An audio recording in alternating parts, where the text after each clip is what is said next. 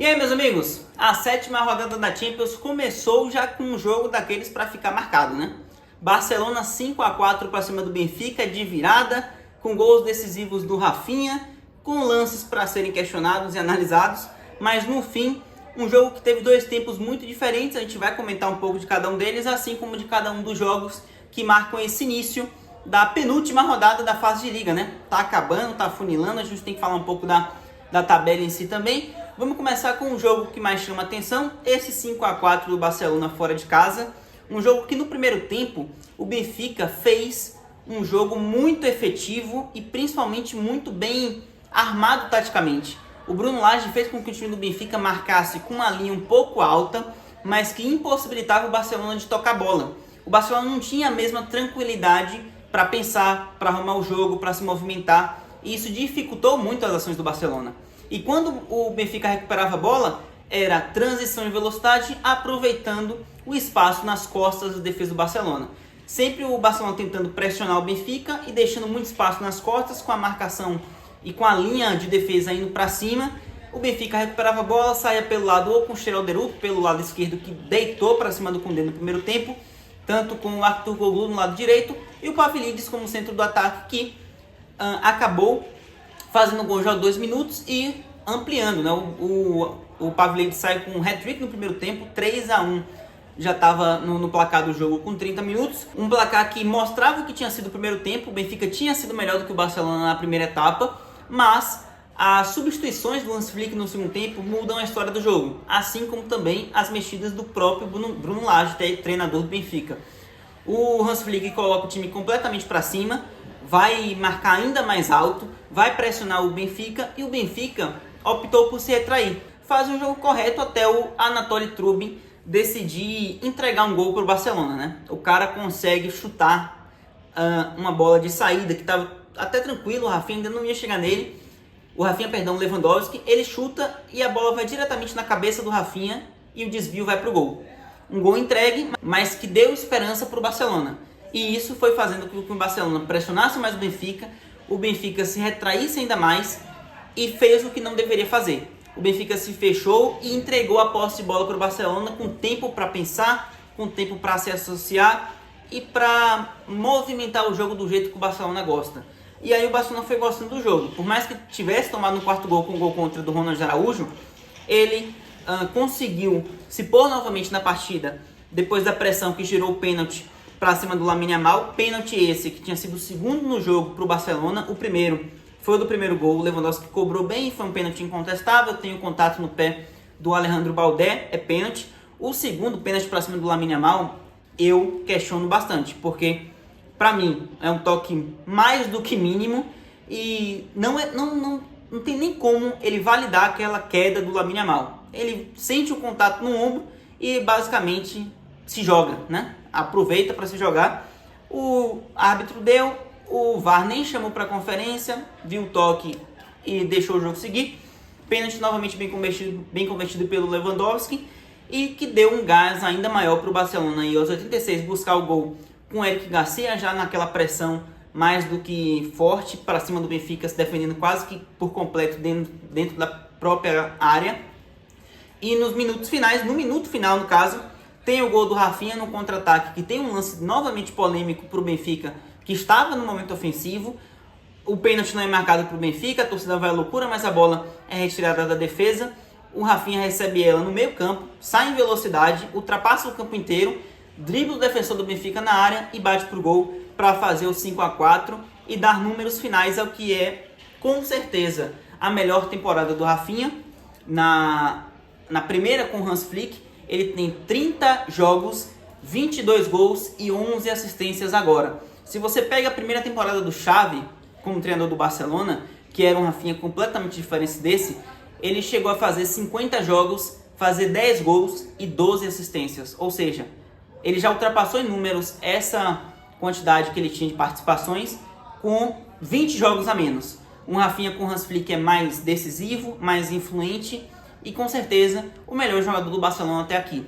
Por mais que a imprensa catalã cite muito o Lamine Yamal, o Rafinha é o cara que tem decidido os jogos para o Barcelona, é o cara que tem feito o time funcionar até a nível de criação. Ele cria muito, ele se dedica muito a nível de marcação e aparece para decidir quando é necessário.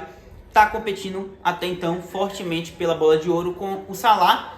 E atentos a narrativas do próprio Lamine Yamal, porque a depender do que o Barcelona fizer, é capaz dessa bola de ouro escapar do Rafinha e ir pro Yamal, tá? Fiquem atentos. Mas a virada deixa o Barcelona na segunda colocação mais uma vez, chega aos 18 pontos, praticamente garantido nessa posição e garantido, obviamente, no G8, já classificado para as oitavas diretamente junto com o Liverpool. Liverpool esse que tem um adversário direto do Rafinha até aqui na briga pela bola de ouro, Mohamed Salah, que mais uma vez marcou, abriu o placar para cima do Lille 1-0 na jogada de transição em velocidade, ele sai cara a cara com o goleiro Chevalier e não perdoa. O Lille chegou a ter um jogador expulso no segundo tempo, mas ainda assim quase que imediatamente veio empatar com o Jonathan David, um cara que fez gol agora no Liverpool, fez gol no Real Madrid, fez gol no Atlético de Madrid nessa temporada na Champions. Mas o Harvey Elliott colocou o Liverpool novamente à frente, um time que foi melhor, só sofreu uma finalização no gol, que foi justamente o gol sofrido, mas teve mais ações ofensivas, teve um primeiro tempo de muito domínio, não conseguiu ampliar a partida por mérito também do goleiro do Lille. 2-1, liderança de um time que chega a 7 jogos, 7 vitórias. A chegada do Arne Slot está muito acima de qualquer expectativa, cara. Ele chega para substituir o Klopp, deixa o Liverpool até então líder da Premier League com 6 pontos à frente do segundo colocado, um jogo a menos, podendo chegar a 9, e líder da Champions. Eu falei líder da Champions, mas era líder da Premier, e na Champions são 7 jogos, 7 vitórias, o único time 100% e o único time invicto, obviamente, né? São 21 pontos, 15 gols marcados, 2 gols sofridos, a melhor defesa junto à do Arsenal. Minto, tem uma defesa melhor que a da Inter de Milão, mas está ali na briga. E, assim, já estava classificado e agora, basicamente, cravando a liderança, né? Liderança para o Liverpool na fase de Liga da Champions. Chegando para o terceiro jogo que a gente vai comentar, o Atlético de Madrid. Um Atlético de Madrid que perdeu o último jogo em La Liga, mas vinha de 15 vitórias consecutivas antes disso e voltou a vencer. 2-1 para cima do Leverkusen, num jogo que foi complicado para o Atlético, até porque ele tem um expulso já nos primeiros 25 minutos, teve que se retrair mais do que de costume, apesar de que é uma temporada do Atlético de Madrid até melhor ofensivamente do que defensivamente, mas com o aspecto do jogo de ter um jogador a menos tão cedo, com 25 minutos, ele precisou fazer isso, acabou sofrendo o gol do Nkapé na pressão no Leverkusen, mas veio a virar o jogo. Ainda com a menos, o Álvares empata, e depois que o Nkapé é expulso no segundo tempo, no minuto final, o próprio Julián Álvares viria a virar o jogo para o Atlético de Madrid, que foi muito efetivo, né? 2 chutes no gol, 2 gols do Álvares, que mostra valer um investimento cada vez mais, né? Se não me engano, foram pagos 75 milhões de euros ao City, e o Álvares fazendo seus gols, aumentando seus números, cada vez mais adaptado e absolutamente titular desse time do Atlético de Madrid, que chega a uma terceira colocação, tá ali encostado nos líderes, e para um início que foi complicado da Champions, a recuperação veio a tempo e a vaga para as oitavas está muito próxima, né? A gente pode falar também de Bruges e Juventus 0-0. A Juve mais uma vez mostrando dificuldades para criar, dificuldades ofensivas são o principal problema da Juventus até aqui. Um time que muito empata porque tem uma defesa até que consegue fazer bons jogos, sofre poucos gols, mas não consegue ser efetiva no ataque. Tem tido dificuldade com lesões, mas principalmente o desempenho não está sendo adequado e amarga lá uma 14ª colocação, distante cada vez mais de uma classificação direta para o mata-mata e quem sabe até uma desclassificação, não pode vir para a Juventus uma dessa. O Borussia Dortmund sofreu uma virada em 2 minutos para o Bolonha, faz 1-0 com o Guirassy no primeiro tempo, pênalti de cavadinha cobrado pelo Guirassy, e o Bolonha vem virar o jogo com Dalinga e Iling Júnior aos 71 minutos e aos 72 minutos. Em 2 minutos o Bolonha virou, não deu mais margem para o Borussia voltar para o jogo. Um jogo que foi muito melhor do Bolonha, 17 ações ofensivas contra apenas 3 do Dortmund. Um Dortmund que vive um momento bem complexo no comando do Nuri Sahin. Está lá na 13ª colocação, deve se classificar para o playoff, mas a nível de desempenho joga muito mal esse Dortmund. Tem dificuldade até na Bundesliga, está perdendo partidas até em sequência, então é bom ficar de olho se ele não deve ser até sacado em breve do comando técnico. O outro alemão, o Stuttgart, venceu o Slovan Bratislava por 3-1. O Bratislava é aquela vítima que todo mundo está fazendo, 0 pontos, perdeu todas até aqui em 7 jogos. O Leveling fez 2 gols e o Rieder fez 1 na vitória por 3-1 do Stuttgart, que ainda pensa em, quem sabe, se classificar para o playoff. Chegou a 10 pontos, mas não está garantido nem nessa classificação. A gente ainda teve a vitória do PSV por 3-2 para cima do Estrela Vermelha. Tem 2 gols do De Jong de cabeça, para variar, né? Fazendo o que ele faz de melhor. O Ryan Flamingo, o zagueiro holandês, faz mais um, 3-0 no primeiro tempo, mas o jogo fica difícil no segundo, porque o próprio Flamingo é expulso e o Estrela Vermelha chega a diminuir para 3-2, mas não conseguiu empate para a felicidade do PSV.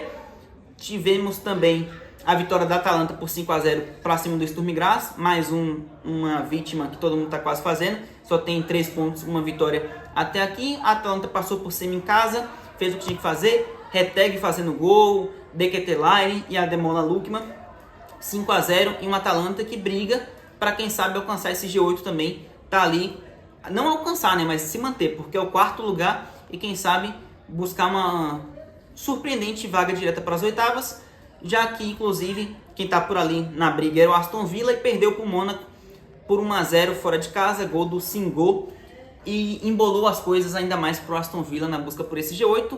A tabela da Champions no momento tem na classificação direta para o mata-mata, lembrando que amanhã tem os jogos novamente. O G8 conta com Liverpool, líder já garantido, Barcelona, segundo colocado, já garantido. O Atlético de Madrid na terceira posição está praticamente garantido, é muito difícil que tirem o Atlético de Madrid do G8. Atalanta, Arsenal, Leverkusen, Inter e Aston Villa fecham essa zona de classificação. Lembrando que o Atlético de Madrid venceu um duelo importantíssimo, já que poderia se complicar e deixar o Leverkusen disparar para a terceira colocação. A gente tem nesse intermediários ali de playoff Dortmund, Bayern, Juventus, Milan, o Real Madrid, que está na 22ª colocação, joga amanhã, e o próprio City, que tem uma decisão, né? O City está em 24º, o PSG está em 26º, um com 8 pontos, um com 7, se enfrentam nessa 7ª rodada.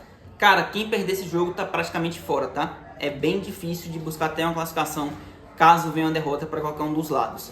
Aguardemos, meus amigos, foi um dia de jogos até históricos.